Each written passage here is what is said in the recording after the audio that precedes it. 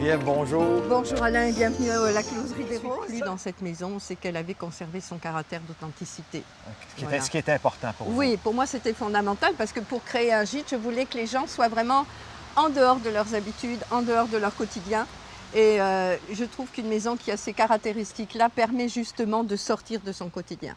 Donc on retrouvera, on verra quand on la visitera, comment dirais-je, le caractère architectural avec ses moulures, ses plafonds et tout ça. Mais il faut dire aussi que la famille qui a créé cette maison était une famille excessivement bourgeoise qui avait les moyens de mettre des beaux matériaux en place. OK, bon, alors le monsieur en question, monsieur Gravel. Monsieur Gravel était médecin, était aussi le maire du village. Oui. Donc des gens en moyen. C'est pour ça que cette maison-là est si gigantesque et si impressionnante. Oui, oui, oui, on verra que les gens l'appelaient le château, on en reparlera plus tard.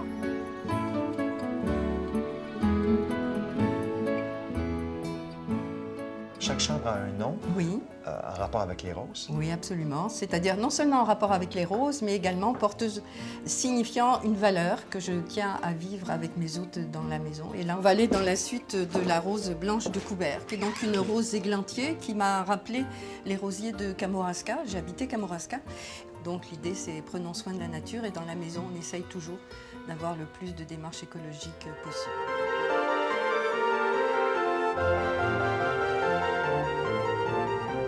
Alors Geneviève, ici, nous sommes dans la chambre que vous appelez également le loft. Oui. Et le nom, c'est?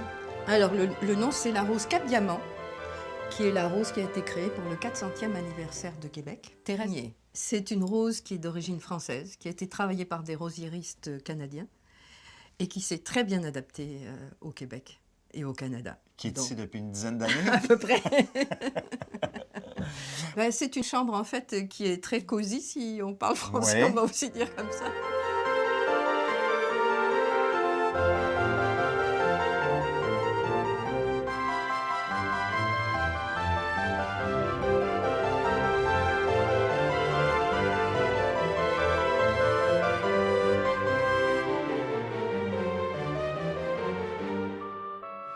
Dites-moi, où sommes-nous présentement? Alors, nous sommes dans deux pièces, en fait, qui sont devenues une. Au rez-de-jardin. Au rez-de-jardin, qui était à l'origine, ici, la cuisine, où se tenaient les employés, les domestiques, avec les enfants de la maison. Et quand j'ai acheté, j'ai décidé d'en faire un espace de vie, pas réservé seulement aux domestiques, alors tout le monde y a accès. En fait, c'est un lieu de vie pour mes hôtes.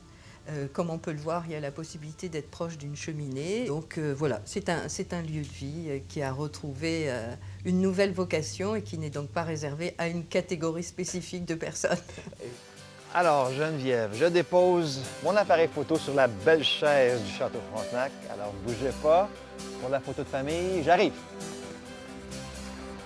Attention. Hop!